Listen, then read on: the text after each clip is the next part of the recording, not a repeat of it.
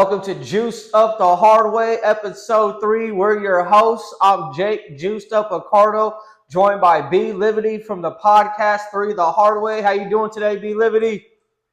What to do, man? Everything's all good. How you doing, bro? I'm doing good, man. Just, got through that weekend of football starting on Thursday and then on Monday. So that was a good 4 or 5 days of football. How'd you like this weekend's games?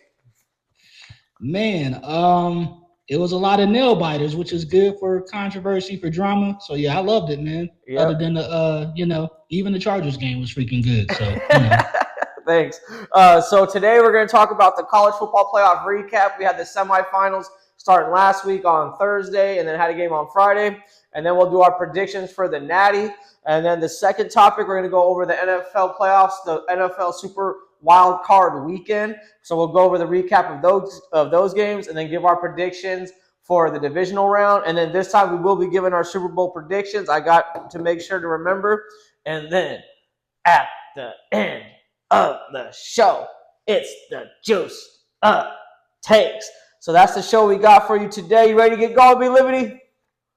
Yes, sir. Let's get it done. All right. So the college football playoff had their semifinals starting on Thursday. We had the Miami Ole Miss game.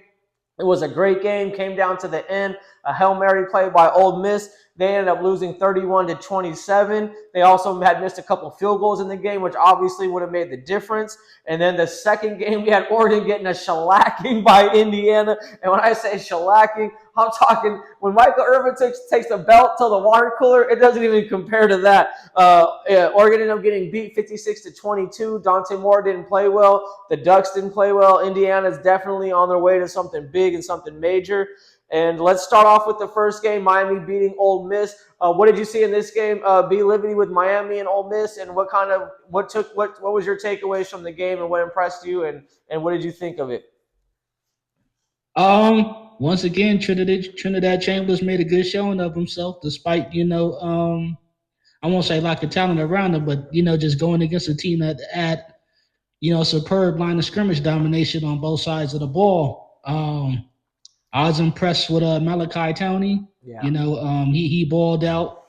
I can't stand Carson Beck's ass, but he balled out in a game that he needed to. Yeah. Crazy. 7th-year senior.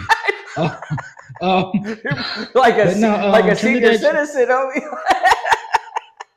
But I was impressed with the way Miami was able to run the ball. They were able to make the big play when they needed it. Their defense, they didn't get as much as pressure as I thought they would have. Yeah. Previously I thought they would have had a lot more going. But Chambers, I guess, with his scrambling abilities, was able to avoid a lot of the sacks, which I thought was going to be more. Yeah. They were able to contain Bain, which I thought Bain would have dominated. Yeah. So I was impressed. It was a very good game, and if you could say it pretty much came down to Ole Miss's defense not being able to hold them down, because the offense made the plays they needed to play in the second half, even though they started off slow in the first. Yeah, and I feel like I was surprised Ole Miss, they actually met the physicality of Miami. Miami's, these playoff games have been coming out, they've been hitting, they've always been the more physical team, and it seemed like it was kind of wear Ole Miss down later in the game, especially like Ole Miss's defensive line. They looked pretty fatigued, but they hung in there, and they had to make the stands when they needed to. But I was surprised Ole Miss didn't meet their physicality. And the Carson Beck thing, 7-year senior, like, is this full Van Wilder? Like, what is he doing? What is he doing? What is he doing out here? Like, 7 years, man. He's enjoying the college life. Like, he's already in his mid-20s. Like, that is kind of, when you think about it, the guy's like 25, 26 years old playing against like some 19-year-old kids. So, there was actually a meme going around online that Malachi Tony was 11 years old when Carson Beck started his fucking career. He was in sixth grade. This is ridiculous. Yeah, ridiculous, man. That kid's pretty impressive too. He looks like a slender guy, really skinny, but he's actually pretty strong on those screens. He breaks a lot of tackles. He's able to get through the first guy, so he's actually surprisingly strong when you actually look at his physique. You know who he reminds me of a lot of? Another ex-Miami alum, Santana Moss. Yeah, kind of shorter. He reminds me a lot of him. Yeah, exactly. Yeah, Moss was a strong guy too. He had a good NFL run. But yeah, Malachi Tony, this guy's career is just on an upward trajectory. I think if he's a true freshman, he's still got to play a couple more years. So it's going to be interesting seeing him next year. And then you got Jeremiah on the the Buckeyes. So there'll be like two top receivers probably in NCAA. So yeah, that was a great Yeah. game. I liked it a lot, and I think going obviously Indiana beating Oregon. What did you think of that game? And then we'll do our prediction for the Natty and get into our what we think of the game. I was actually expecting it to be closer to the regular season version. Um, Man, Indiana is peaking. Yeah, Like they're peaking now. yeah, We thought, they might have came across that little rift when they went against Penn State. The Ohio State game came down to pretty much, a 3 point game, yeah, but they've been kicking ass in the playoffs, and I mean they've been dominant against everybody. And yeah, I wasn't expecting that kind of output as far as points. I thought Oregon would have came to play, especially after seeing them one time in the regular season. yeah. Being better prepared. Um, Shit, it makes me feel vindicated as an Alabama fan because they didn't put up a 50 burger on us. But shit, it's still an ass whooping. Yeah. Dante Moore, if he's coming out, he didn't do himself any favors in this Not at game. all. That's for And sure. that's an interesting thing He that you did. brought up because that kid from Nebraska just signed to Oregon. That the wannabe Mahomes Raiola. He just hit the Yeah. transfer portal and he went to Oregon. So I don't know where that does leave Dante Moore if he's going to leave or if he's going to go to the draft. So that's going to be interesting that you brought him up. So I just wanted to add that in there. Yeah. But so yeah, Dante Moore didn't play well. I feel like Oregon, even though they had already played Indiana in the regular season, I feel like they still weren't ready for the physicalness that Indiana brings, and kind of what the game plan is or what they're doing. So I felt like Dan Lanning obviously got out coached. I think this guy Signetti is out coaching everybody. It seems like when you watch these games, just how open dudes are. They got big receivers that go up for the ball. They're going up for the high point of the ball when the ball's thrown deep. They're hitting it on every cylinder, and I think this with them playing Miami, I think this is going to be a great game in the Natty. Both teams have a lot of momentum coming into the game. They're both physical. They both play well. Indiana is favored by 8.5 points. The game is in Miami as well, and then the over/under is at 48.5. If I were to bet on this game, I think I'm taking Miami to cover that 8.5. And I'm going to go with the under and think it's going to be a defensive battle. I think it's going to be a lot of running on Miami's part, control on the clock. If they do passes, they're going to continue to do those screen passes to Malachi and then maybe hit some deep balls if they catch the safety sleeping or something like that. But watching Indiana these last playoff games and throughout the season, I was kind of a doubter. But the way they took in the lumber to some of these teams, I'm going to go with Indiana in this game, but I'm taking Miami to cover the 8.5, and I would take the under on the 48. Who do you like in this game, and what are you expecting from both teams? So the thing that I think is boiling down to, especially with the Oregon game, Indiana is a very experienced team. Yeah. Um, they have a lot of elder statesmen on their team. Um, I think even Fernando, their quarterback is even a 50 year senior or something like that. Yeah. So I think Miami has a younger team other than Carson Beck's old ass. Um, got a couple of underclassmen that are projected to go early in the NFL. But Yeah. I think, as far as Signetti, he's put his stamp on this playoffs, and Yeah. I see Indiana closing it out in style. I mean, I think they'll cover it more than 8. Okay. Miami's had some teams put up points against them this year, and I think the way Indiana's playing right now, Mendoza seems to be making the right plays. He's not caught up in the pressure or under the moment. All of his players are making plays for him, and I think they have a lot more options on offense than we've seen from Miami. Like Miami's been running game and pretty Yeah. much Malachi. Yeah. Mendoza has his options of receivers that are making plays this postseason. Yeah. So I think he's gonna pick them apart, bro. Yeah. I think he's gonna pick them apart. You think so? Yeah. And so you think Yeah. you think basically by saying that you think Indiana's going to win the trenches then? Yeah. I mean, there's nothing that I've seen that says they can't. Ole Miss was able to do it against Miami last week. Unexpectedly. Yeah. We've seen Miami stumble during the regular season against teams like like SMU. Yeah. And Indiana, like that's been their thing all year as far as controlling the trenches. Yeah. So I think that they're laser focused right now. They peaked even more with this these last two games. So Yeah. I think it's going to be they're going to put their stamp on it, even with Yeah. Miami having a home field advantage. Hmm. I think, yeah, and it's like, and now it's at the point to where Cignetti's going to be getting poached by these bigger schools that have a little bit more money, probably more resources. I hope he stays with the program, and I hope he's there to like add on to the stadium. Get 100,000 fans there and build this program up. I hope he's not one of these guys that wants to jump ship to probably like to what he thinks is greener pastures and go to a bigger Uh, school.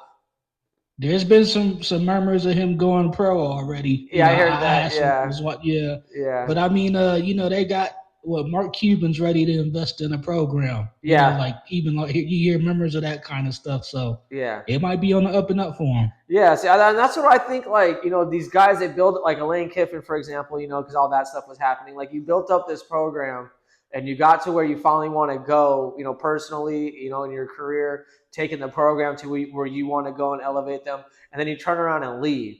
And that didn't make a lot of sense to me because you're going to a program. Yeah, it's LSU. They're more historically known. They have national championships, but you do have to start over and build over. And with the NIL and stuff like that, and we'll get into that later on in the show.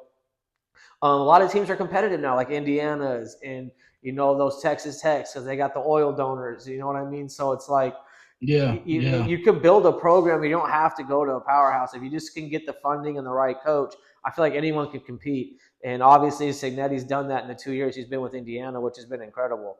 So you're yeah. going Indiana to cover the 8.5. I'm going Indiana, but I think Miami will cover that. And then what do you think of the over/under at 48? You think it's going to be high scoring? Do you think Miami scores a lot? Uh, I'm kind of iffy on that one. I'll say I think it'll cover the 48 though. I think they'll go Okay, over. so we're I gonna think they'll go go over over 48. 48. Yeah. Well, yeah, especially if you think Indiana's gonna put up some points. I think Miami can hang up 20 on them maybe or something like that. Yeah, yeah, I think they'll yeah. be okay, but I think it is gonna be a All slower it game. takes is a couple of big plays. Yeah, Their defense could even get a pick six. Possibly, we haven't seen Mendoza make those kind of yeah, mistakes, but it's possible. It's yeah. possible. And I think also I think it's going to be. I think this is like the best game that the college football playoff can hope for because, like we're saying, both teams got momentum. They're both playing well. They're both physical. So I feel like this is like the perfect matchup. I think it's going to be a great game. I hope it's a great game, and I'm looking forward to watching that. And that's on this coming Monday. And we're going to jump On off. another note, Yes, sir. it justifies the 12 team system It does. And now they because want to go to like 16 and 24. I think 12 is the perfect number. I think the more you increase it, it dilutes the product. let's go ahead and get down to 68 like the NCAA basketball tournament. Everyone's welcome. Come on in. Yeah. Come on in. I think if you do increase it, you stay at 68 or 16, and then you just cap it from there for like 10 years. Because why do you need more teams than that? You know what I mean? I think 16. I mean, they keep doing this stuff to justify, thinking it's going to make the system correct. Yeah. Every time they make an adjustment, it's still drama every year. Yeah. So I feel like they did I all think right. it's always going to be that drama. Yeah, I feel like they did all right. It justifies it. Yeah, for sure. All right, thanks for adding that on. That was a good insight there, B Liberty. All right, so now we're going to jump over from college football playoff, and we're going to get into the NFL playoff and recap and predictions. We both forgot our predictions from last week, but we probably could have watched the tape back. But hey, we're not that kind of show. We're just free balling out here. You know what I mean? Balls all loose. We just slapping them around.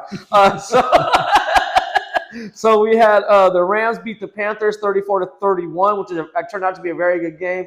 Rams jumped out in front. Packers ended up losing to the Bears, blowing a big lead. We'll get into that one. They lost 31-27. Bills came back on a last series drive by Josh Allen.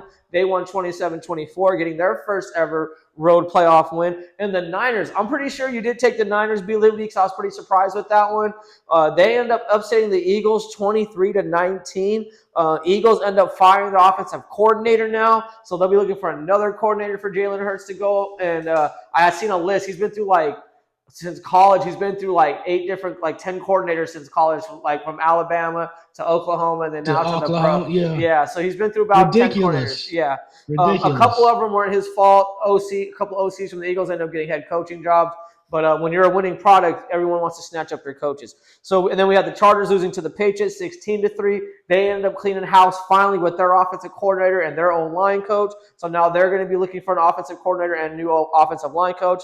So prayers do come true. So if anyone says prayers don't come true, they really do, because I prayed for this all season, and it finally came true. I feel bad about the Greg Roman. I actually feel bad about that one. Yeah, because now you have to play an offensive coordinator every Sunday. Not that fucking bum. I feel bad about that one, because I think the Chargers, they were kind of just missing some pieces, and with the injuries, I think they could have been a whole lot better. Yeah, but there's teams and you got to think Lamar Jackson had probably one of his best seasons under Greg Roman, the MVP season under him. Okay. I'm just like, you guys are just missing personnel in the injuries. I think that was really the real issue with that game. And he also only had one playoff win under Greg Roman, and he also had his worst games in the playoffs under Greg Roman too. So hey, I mean, it didn't translate. It didn't translate into the playoffs, but he can't go out there and play for him. Shit.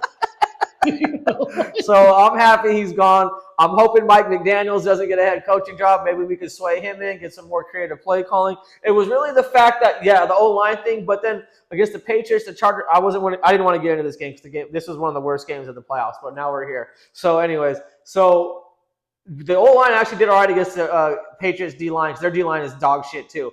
But the fact is, we have receivers that cannot get beat they cannot beat man coverage.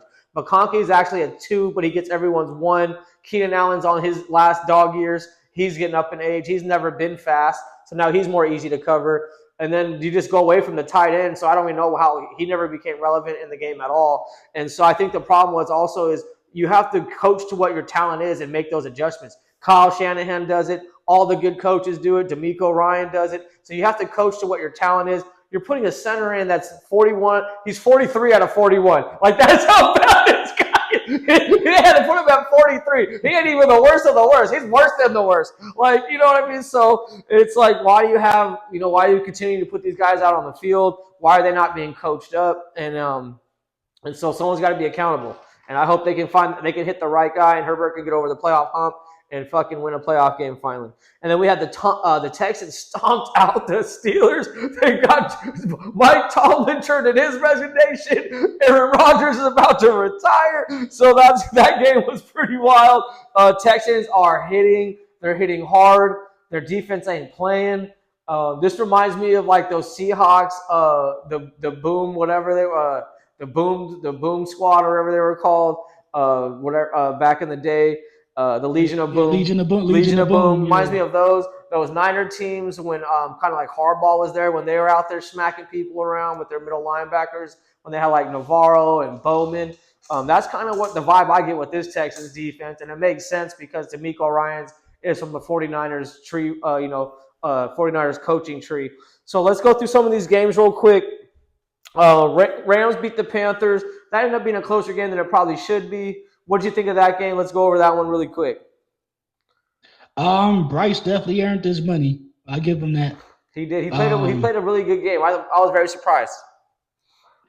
And I mean, I don't think everybody's been picking the Rams to be the favorites most of the year.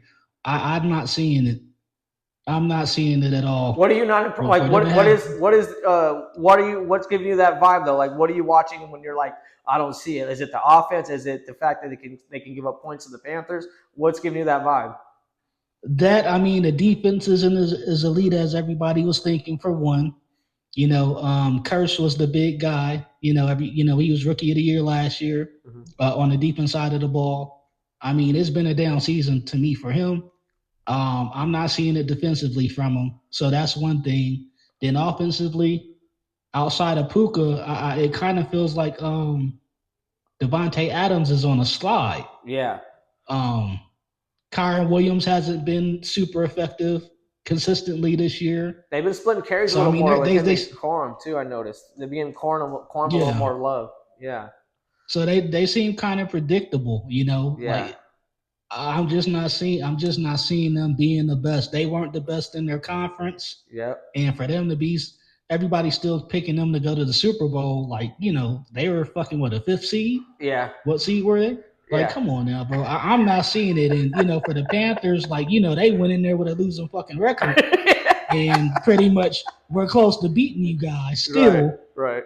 I'm not seeing Super Bowl from them. So I Yeah, mean, but we need to cut that shit. I know Stafford got the numbers, but I wouldn't even give him fucking MVP, fucking yeah, fifth ranked team. Yeah, I wouldn't do none of that shit for him. yeah. I don't care about the numbers. So I did pick. I did have the. I'm going to continue to pick them until they lose because I picked them in the start of the year, and I'm not going to stray away from that. But I do see what you're saying about the defense. I've also noticed their secondary is a little undersized. They look like they're like the 5'10" range. Not too big corners. So I feel like if you have big enough receivers that can body these guys and get routes and use their strength against their corners, I feel like any team would have that advantage against them. Yeah. With Stafford, I feel like their offense gets a little predictable, but McVay's always good at drawing up new stuff and scheming new stuff. And I feel like that's a reason why I'm comfortable picking them for the Super Bowl is just the head coach alone. The guy can coach his ass off, and he knows how to utilize the most out of his talent. They use the tight ends when they need to. They know how to adjust in the game. They don't just stick to the same game plan and get hard-headed, and that's what I appreciate watching their games. So that was the Rams and Panthers. Packers blowing the lead to the Bears. Matt LaFleur, people want to get him fired now. Were you so? I mean, I was surprised the Bears came back in this game.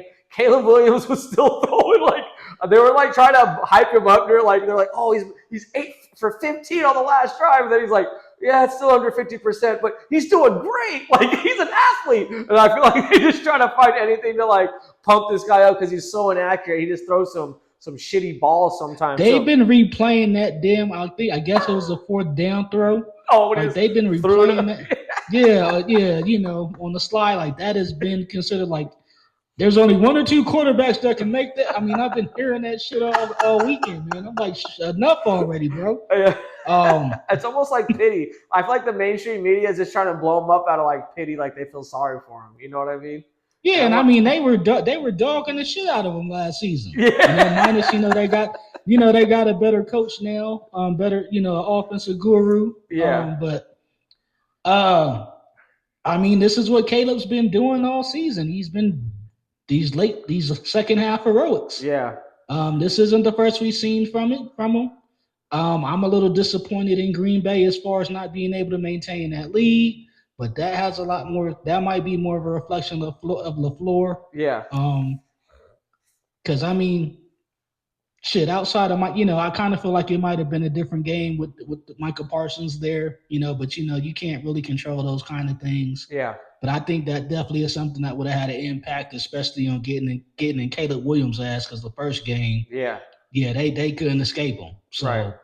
I think that had a lot to do with the defensive faults in the second half. But at the same time, you had an 18-point lead.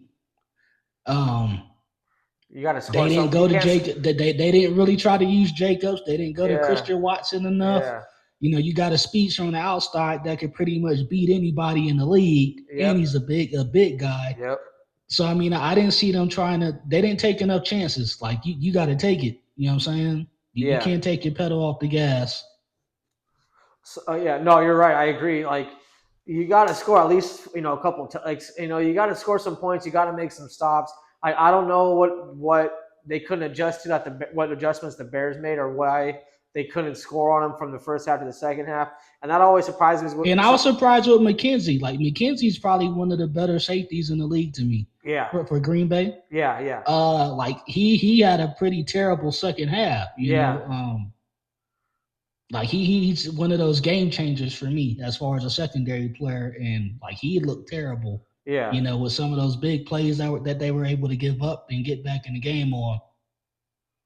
Yeah, that was just we'll see how it goes. The Bears are playing the Rams this week in Chicago. It's gonna be cold again. But let's skip ahead to the let's talk about that 49ers and Eagles game really quick.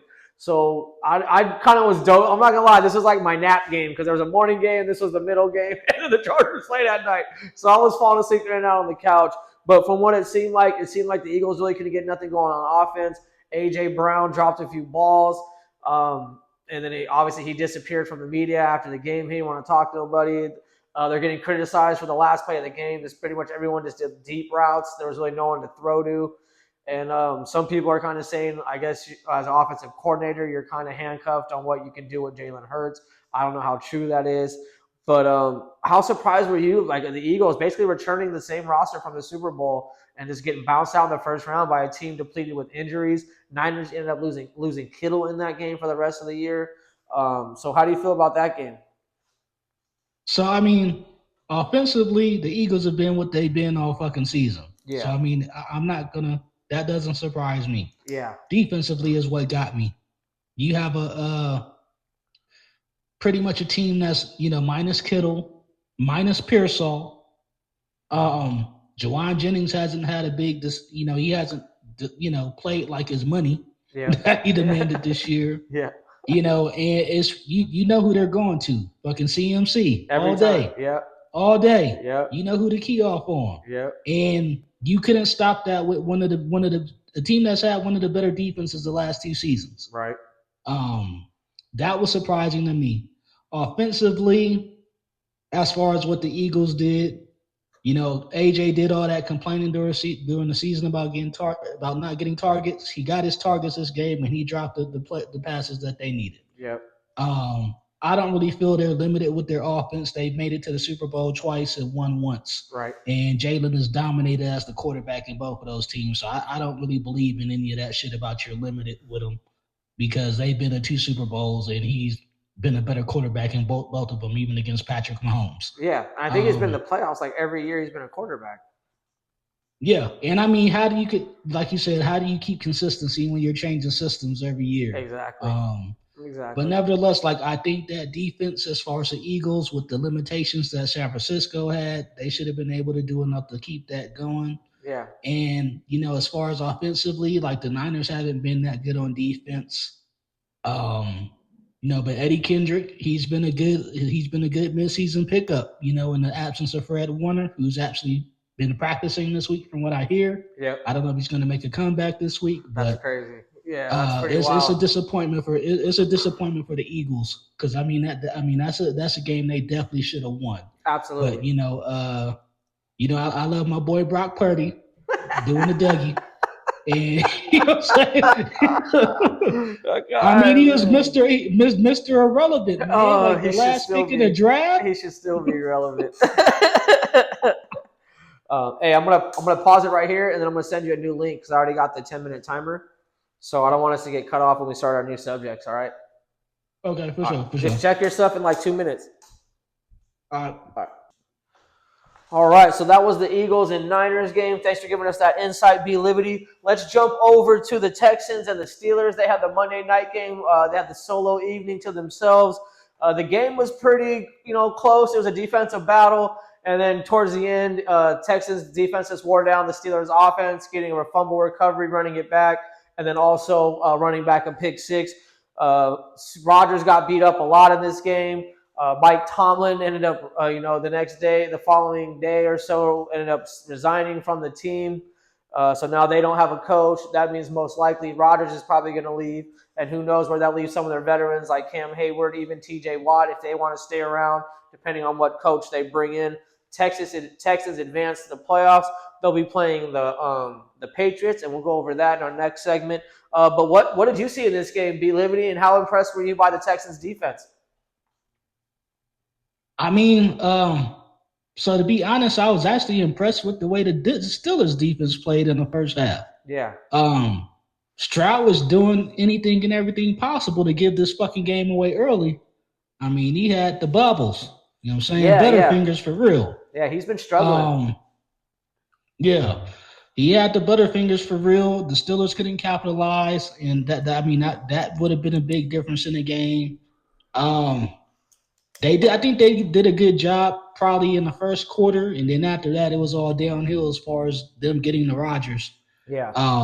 DK Metcalf had a couple of big catches early in the game, couldn't sustain it over the life of the game. Yeah. I think it came down to personnel, not having weapons. It's one of those things where the Steelers should probably be kicking themselves in the ass for not keeping Pickens. Yep. To where him and DK Metcalf would have been a pretty good 1-2 punch. You got your go-to number one. Yep. DK's obviously not a number one receiver because he doesn't have the full route tree.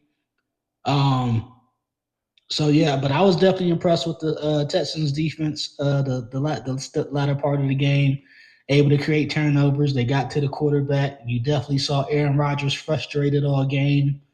But I was surprised that the Steelers even made it to this point. Honestly, like I didn't expect them to be Another losing here. record.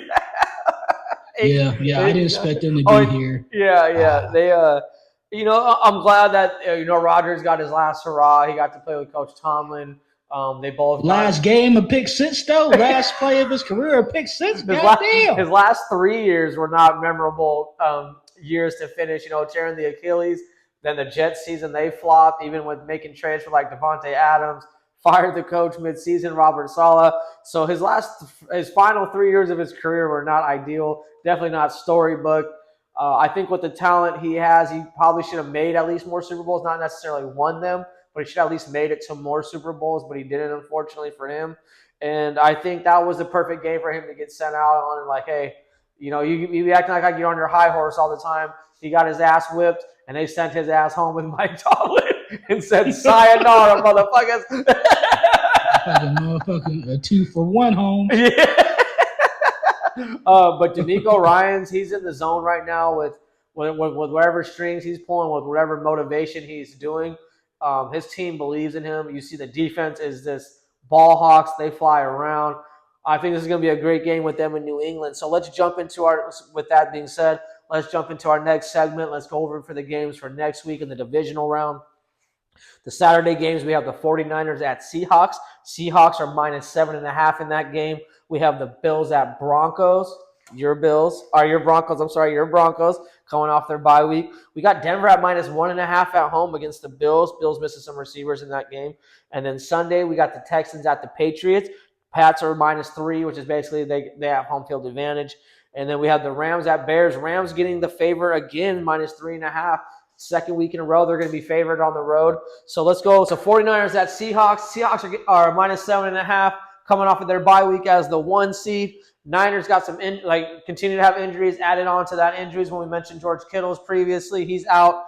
So now they're short at tight end. I think they're going to utilize Usek a lot more, their fullback.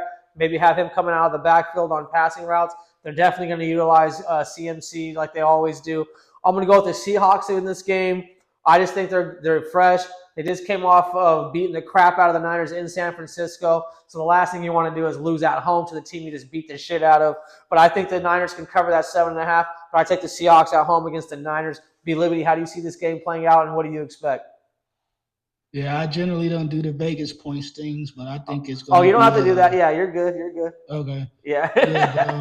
I think I hate to go against the Niners, but I think the Seahawks will repeat what they did in the last regular season game, especially minus Kittle.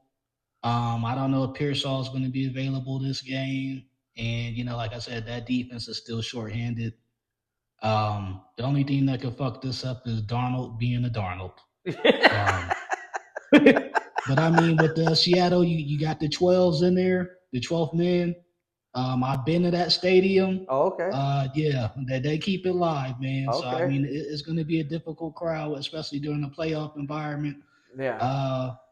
I mean, Shanahan, he's got the experience. So if anybody could pull it out, it's him. But I just think that the Seahawks got it, especially with the defense. Yeah. I expect a repeat of the last regular season game. You think so? So you think the Niners, they don't have a bounce back game and maybe keep it a little more competitive? Nah, especially without Kittle. I mean, they're minus weapons. Yeah. And like I said, I think Seattle's defense they know how to key off CMC. Okay. They see him 2 times a year already. So I mean, they know what to expect right now, especially minus the depth right now on offense. Just one less guy to worry about for sure. And I think Seattle's secondary gets slept on a little bit. They got some guys with some good wingspans. They got a couple corners that are pretty good size. So I don't think it's going to be an issue covering these guys this game like it hasn't been. With the other two meetings they had. But I think Kyle Shanahan, I think he'll put a good game plan together. I think Robert Saleh will put a good defensive game plan together. But I think, like what you're saying, at the end of the day, nutrition is just going to wear out, and they're not going to have the depth to last 4 quarters. I mean, the only thing that's going to stop this is Darnold. Yeah. That's the only thing. Okay. All right. So the next game is Bills at your Broncos. Bills are coming in. They're pretty banged up. Your Broncos are coming in pretty healthy off of their bye week. Not a lot of big injuries that I know of, unless you want to bring some up. I went with the Bills and Rams to go to the Super Bowl. I don't know if the Bills have it this game to do it, but I'm going to stick with them just because that was my preseason prediction. But I can't see the Broncos winning this game, to be honest, with the Bills' injuries and whatnot, and the altitude may be playing a factor. But I'll stick with the Bills because they're my preseason pick. How do you feel about your Broncos in this game? Will they take care of? I know they're going to take care of business, but how good of business are they going to do? How are they going to do with it? I mean, they'll make it a head scratcher. They make my ass itch every week, man. So, the Bills got Superman back there. You can't never go against him, especially in the playoffs.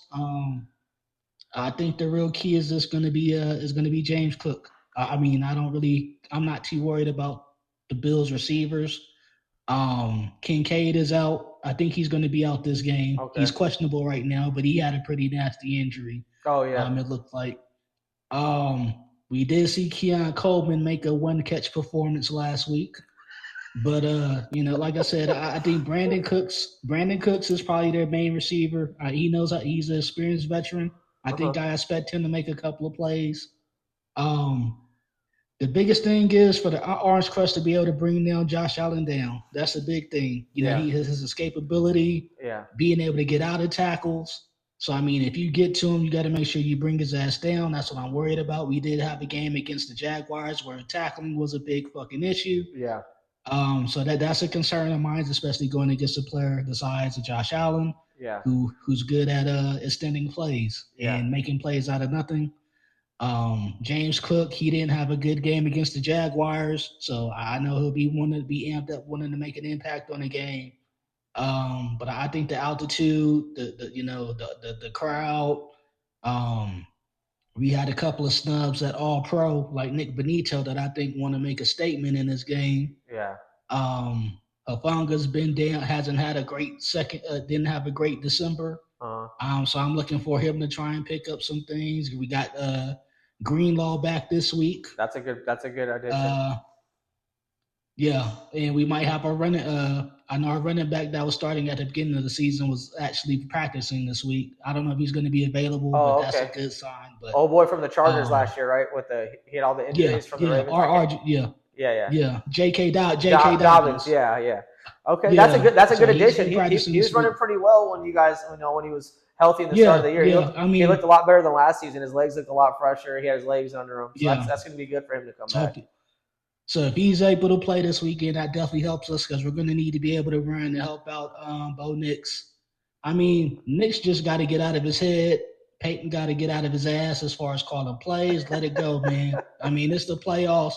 I've been hearing that, I'm a Broncos fan, so I hear all the dumb bullshit there is out there about Peyton's been conserving play calls and shit like this. I don't want to hear that shit, bro. Yeah. I've been seeing 17 weeks of this shit. I don't want to hear that shit. Yeah. So you drafted him for a reason. Trust the kid. Yeah. Let him do what he's got to do. Hopefully he makes the right decisions. And he let it loose. So let it loose. Yeah, let him. I think we were underdogs last time that I heard. I'm not sure if that's changed since then. No, you're minus. They got you at 1.5. Yeah, so they got Denver favored at 1.5. So it's pretty much a coin toss. Okay. Yeah. But yeah, I'm definitely gonna go with the Broncos because of the home crowd, and of course, I gotta have faith in my boys. Exactly. So I think that's going to be one of the better games of the divisional round too. And then next on Sunday, it's a repeat from last year too. It's a repeat from last year. Yeah, you guys went to Buffalo. Yeah, you went to Buffalo in the cold, very cold weather. So the next game we have the Texans at Patriots. Patriots, they didn't. I wasn't. For all the Drake May MVP stuff, I wasn't impressed by them. The Chargers do have a good defense, and I guess their O-line's a little sketchy. But I wasn't really impressed by Drake May. Josh McDaniels is one of those coordinators who can draw up some plays to get guys wide open and break a zone or break man coverage. So I wasn't impressed by him. I think the Texans defense is going to get to him. I think the pressure is going to get to him. He's going to be looking at the line of scrimmage a lot when he's dropping back eventually. And I think the Texans corners can hold down their receivers if they have to go into a man coverage situation. I like Shazier at middle linebacker. They got a good corner, number 5, I think it is. I can't think of his name right now. But the Texans defense is just hitting on all cylinders. I'm going with the Texans in this game in New England. Who do you like, B. Livity? Oh man, this is a tough one for me. That Texans defense is hard to go against, but offensively, that's what concerns me about the Texans. C.J. Stroud's inconsistency. Yeah. I think they're going to be without Nico Collins this week too. He went down with a pretty bad concussion. Yeah, he did. So he's going to be in protocol without him. That I think that makes it even worse for him. So I like the Patriots defense as well to match up good in this game. May's going to have to prove his MVP talks. Yep. Against this kind of defense. They had the weakest schedule in the league, and they, I think he'll be able to make enough big plays. So I'm gonna go with the Patriots. All right. I'm gonna make their seed go with it. Yeah. All right. I'm gonna let their seed do what it do. All right. The number 2 seed got to do what it do this week. It does. So okay, so I got the Texans, you got the Patriots. The last game is Rams at Bears. The Rams, they just keep getting lucky, man. That horseshoe just keeps getting bigger and bigger that they got, and this is one of those games where I have to go with the Rams because I picked them in the start of the year. But with how lucky the Bears are getting and how they can make in-game adjustments, I wouldn't be surprised if the Bears win this game, to be honest. But I'm going to go with the Rams in this game. Who do you like, B. Livity, and what are you excited to see in this one? I like the Bears, man, and I'm pretty much going to go with the weather. I mean, I don't know if it's going to be snowing in Chicago or it's going to be cold, but I think it's going to have an impact on the Sunshine Boys. Yeah. They're not used to this kind of thing. Yeah. And like I said, I mean, I kind of feel like the Rams have kind of been a disappointment for me for all the hype that they've gotten this year. Yeah. And the way Caleb's like, he's proven to be Captain Comeback. Yeah.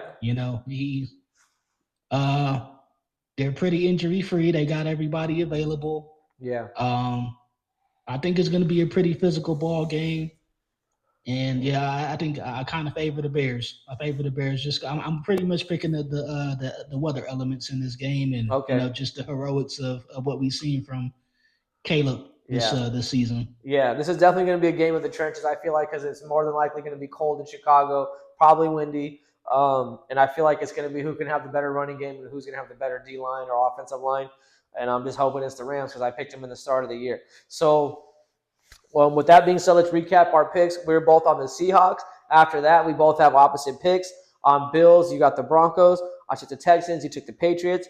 I got the Rams, and you got the Bears. So aside from the Seahawks, we're seeing the games a little bit differently. So we'll see who wins. I'm excited to actually not be on the same side of the picks all the time now. So let's see how that one goes. And then with that being said now, since I've already said it numerous times, I had the Bills and Rams at the start of the year. I'm going to stick to that. Who is your Super Bowl prediction, and who do you expect to win the Super Bowl? It's okay if you want to say the Broncos. We won't call you a homer. No. I'm not a believer. Honestly, I told you I'm not a big fan of Bo Nix. Still, I don't like him. Yeah. I kind of felt like it was going to come down to an NFC West team, though. I think I mentioned this before. I feel like it's been the strongest conference. Okay. Up to from top to bottom. I think the Seahawks should probably win the Super Bowl this year. Okay. Like I would pick them even with Darnold's faults. They've been the most consistent team this year to me. Okay. In my opinion. And who do you got them playing? It's either got to be the Broncos or the Patriots. I'm scared of the Texans, man. But you took the Patriots. But you took the Patriots. Yeah, but I mean, but I mean, like, it's not one of those things where it would surprise me if the Texans make it. So even though you took the Patriots, you could see the Seahawks and Texans. Yeah, I mean, if the Patriots win this weekend, the Broncos win, I still feel like Seattle would probably beat the Broncos this season. So okay. I'll go with Seahawks over the Broncos in the Super Bowl. Okay. Well, and what we could do is depending on this week. Exactly. We should have waited till next week on this one. It's week to week. But I want to hear the prediction ahead of time just to see if we're how accurate we are. But yeah, it'll be week to week. If our teams lose, we'll re-predict again. That's how TV works. All right. So those are that was our NFL playoff recap and predictions. And next up at the end of the show, it's the juice up takes. All right, we got a couple good juiced up takes today. The first one, Coach John Calipari of Arkansas, the head basketball coach of the Arkansas Razorbacks, used to coach at Kentucky, started at UMass with Marcus Camby. He had a funny NIL. They did he was doing one of his little pressers, I guess, probably like an after practice, meeting with the press, and basically got into talking about NIL, name, image, and likeness, transfer portal. Basically, just sum it up. He was just talking about how old guys are now in college basketball, how his team is one of the younger teams at like average age of 19, where now most teams are averaging the age of about 23. And he just had a funny quote saying, this is quote John Calipari, he's using his NIL for his first wife's alimony, and now he's still playing college basketball. Are we nuts? So that was obviously probably, I would think, sarcasm, but he was referencing to a player that had like a full-grown beard, and he was waving to his kids in the stands or something like that. But bottom line is, this transfer portal, we mentioned like Carson Beck getting 7 years in college. These guys getting extra eligibility now, even after they redshirt. So it's just kind of this, he's basically just getting into the fact that guys are getting older now and they're making money, so they don't want to leave college. You brought this topic up, so what did you think about Coach Calipari and this quote that he said? I mean, there's been so many people. Matt Barnes brought it up as well. Like, I'm tired of seeing these old niggas. Like, go get a fucking job already. You know what I'm saying? Start your career. Dude's got receding hairlines in college. I mean, Bruce Pearl did this with Auburn. He had players as old as fucking 26 on his team. Yeah. Before he left. I don't know if they're still trying to rank this off of, the COVID shit and comeback years, but COVID's been out of playing for fucking 5 years already. So I'm just like, we got Trinidad Train-Bliss from Ole Miss trying to go for a 6-year eligibility. Like, what the fuck? Dudes don't want to grow up. Get the hell on, man. Dudes don't want to grow up. Take your ass to grad school like I did. Man. Like, You should have a doctorate by now, homeboy. Yeah. Like, I'm sick of this shit. Fucking Fernando Mendoza has a master's degree, and get the fuck on. I'm sick of this shit. And then, I read a player today that has been to fucking 7 schools. Yeah, I know. And that's the thing, too. It's like they get bored after 1 year with the school. They just want like a change of scenery. And I would feel like, as if you're a professional scout or someone that owns a franchise or a general manager, that would be a total red flag to me. Like, okay, this guy bounces around a lot.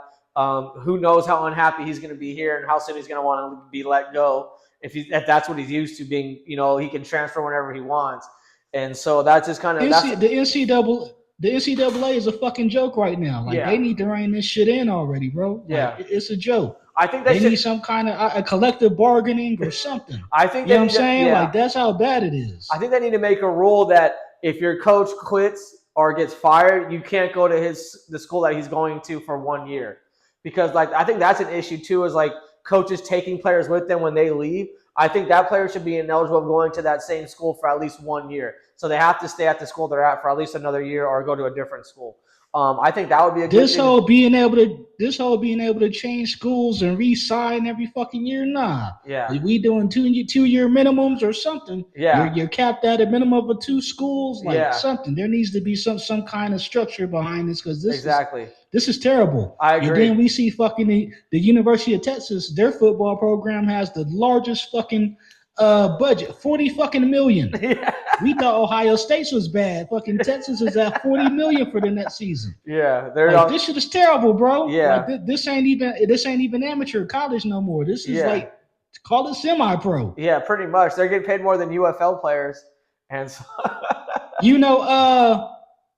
Ty Simpson from Alabama, he got offered $6.5 to go to the University of Miami next year instead of going pro. And he'll probably make less than that in the pros.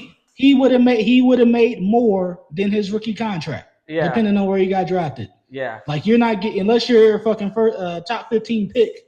You know what I'm saying? Like, if he would have been a second rounder, he would be making more in NIL. Yeah, I wonder what Miami sees in him to offer him that much money. Well, shit, I don't know. Like he had a lot of offers though. 4 million, 6.5 from Miami. That's outrageous. Like That's this shit outrageous. is ridiculous. Yeah. Are these guys even going to class anymore? You think? Like, is eligibility even a thing? Like, I mean, Ty Simpson's graduated already. Carson yeah, Beck's double graduated. So yeah, all these guys have their degrees already. Mendoza had his degree 2 years ago. yeah. Like like they're not going to class. Right, right. No. Yeah, it's the Wild West. They definitely got to rein that in. They got to figure out a better system, get some good leadership in there. It might not even be the NCAA. It might be like a private company or something that has to step in and take Dad, care or of. fucking don't let it get like baseball where they got to bring government oversight into this shit. Like Yeah, I don't that's the think it needs last. to get that bad. Yeah, that's the Yeah, it last don't thing need you to get want. that bad, but they got to do something. Yeah. So we'll keep an eye on that. Obviously, we just had the transfer portal in college. Over like 2,300 players hit the portal. Dudes are picking guys up left and right. So we'll see how this all plays out. But I feel like there's no definitive answer, and I don't think there's anyone looking for a definitive answer. It's just a lot of complaining, and coaches is really unhappy. And it's a lot of the old school coaches like having to adapt to this. All right. So And at the end of the day, put a cap on their age. If your ass is fucking 23, get the hell on. go There ain't play no more semi-pro in fucking Europe or something. yeah, Like, yeah. go to the There ain't no UFL. more Like, petitioning. yeah. Yeah. All right. So that was our first juiced up take. I like that one a lot. Thanks for bringing that up, B Livity. That would give us a lot of insight just on that one quote. And Coach Calipari is a pretty good guy to listen to.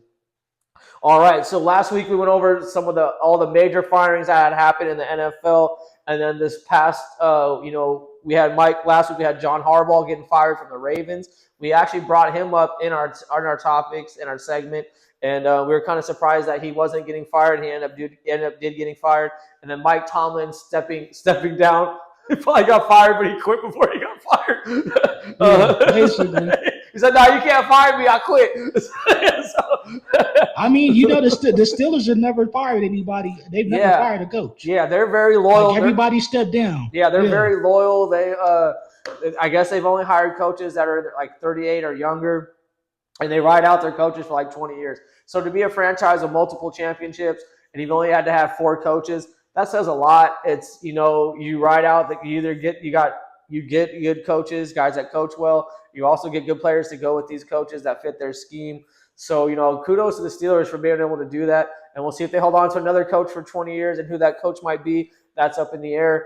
So how do you feel about the Mike Tomlin, him stepping down, and also how do you feel about John Harbaugh and possibly some of the places that he might be going?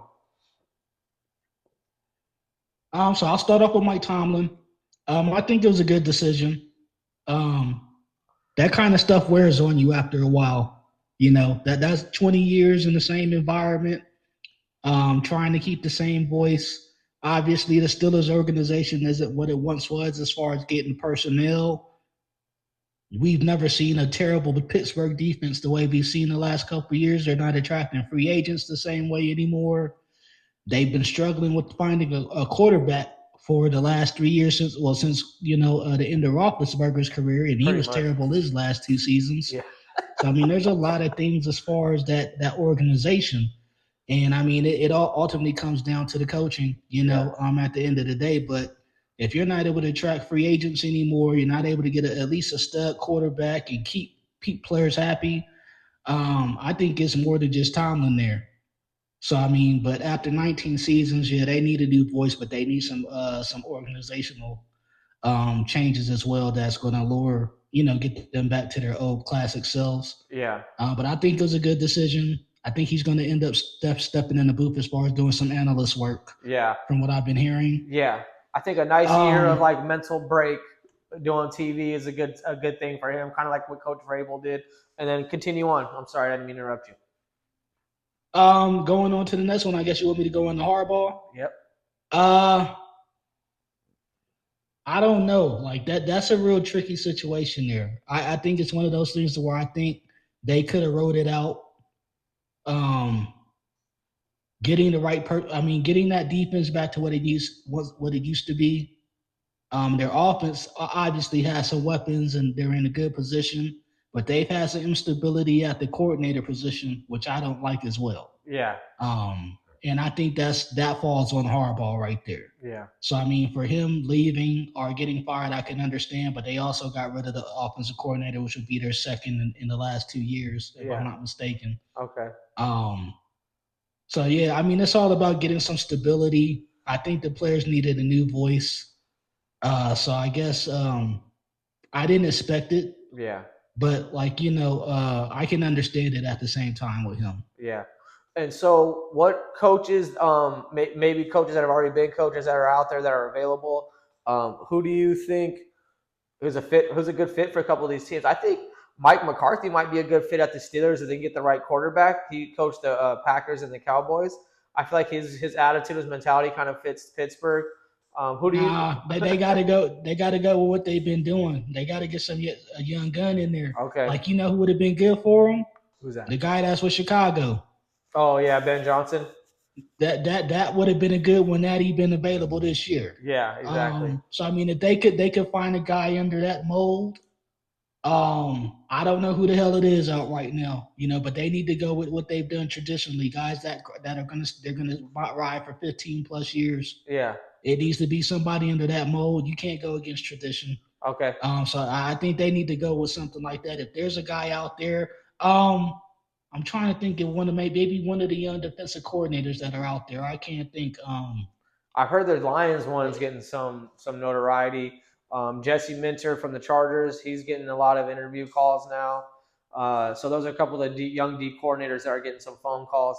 And then what about the Ravens? Van Jones from the Broncos. Yeah, Van Jones from the Broncos he might be a good one to go with Pittsburgh because he'll bring that defensive tenacity that they're known for. Yeah, I think that might be a good one. He's not in the 34 bracket, like a Tomlin was, but he's still young enough to where he could get through the players. And like I said, start with defense first. Yeah, bring that mentality back there, get his players in there. That would probably be my favorite for Pittsburgh is Vance Joseph. Honestly, I think he deserves another chance, even though he fucked up in Miami. No, that was Brian Flores. That was Brian Flores in Miami. Wasn't he in Miami? No, he has. I think. Well, Van Joseph has some issues there too.